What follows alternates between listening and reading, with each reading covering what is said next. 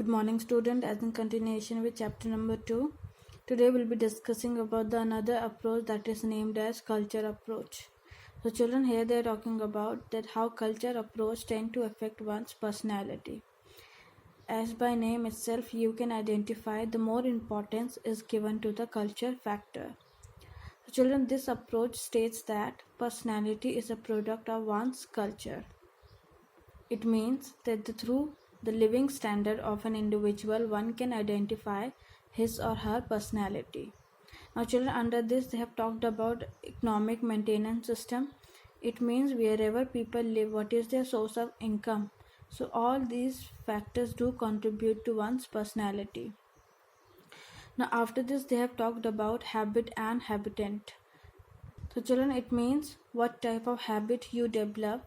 It depends on the habitat. Habitat means in which culture you live.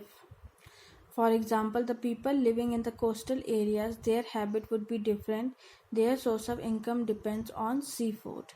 The people living in the city area is different. They do jobs. Through jobs, they earn money. And secondly, they have talked about flora and fauna do affect one's personality.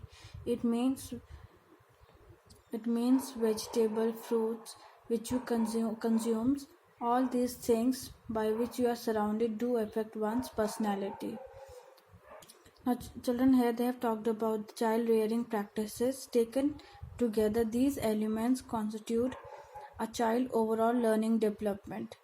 People's skills, abilities, behavior styles, and the value priorities are viewed as strongly linked to their culture.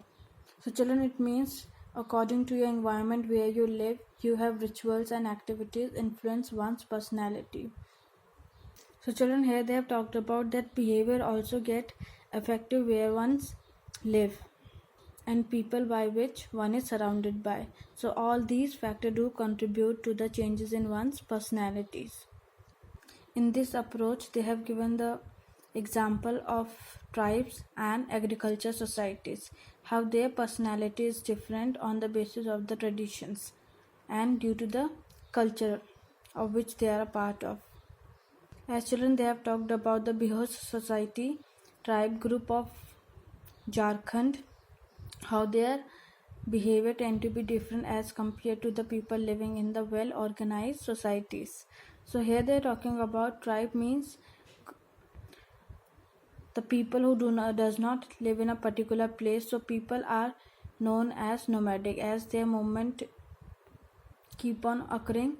They keep on moving from one place to another in search of food. So their activities are also different as they are surrounded by forests, trees.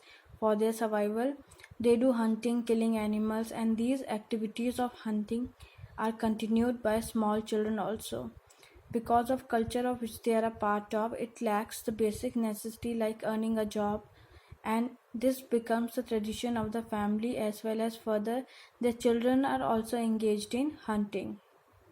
So children, their aim is only to make their children independent so that they can earn for their own self through hunting and killing animals.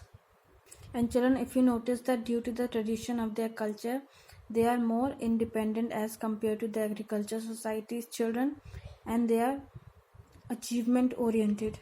It means they accept risks and challenges such as involved in hunting from an early age of life.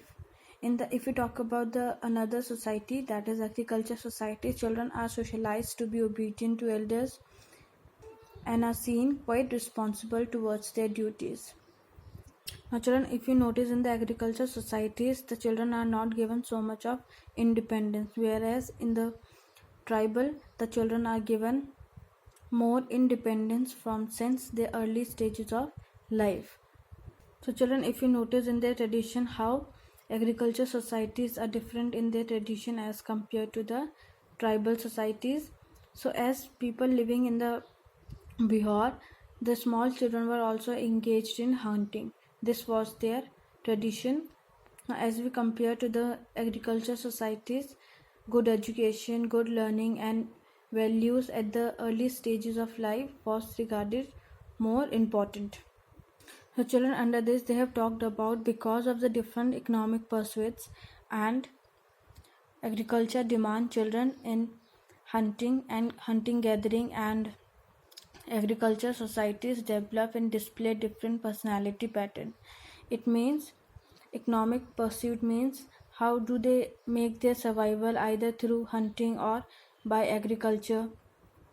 So all these factors do contribute to one's personalities.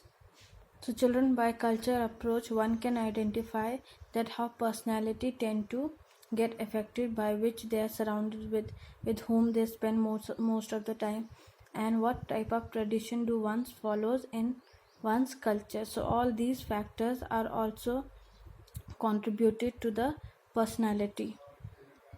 And children, this is an important topic, as many time question has come in board examination. Explain personality according to the culture factor.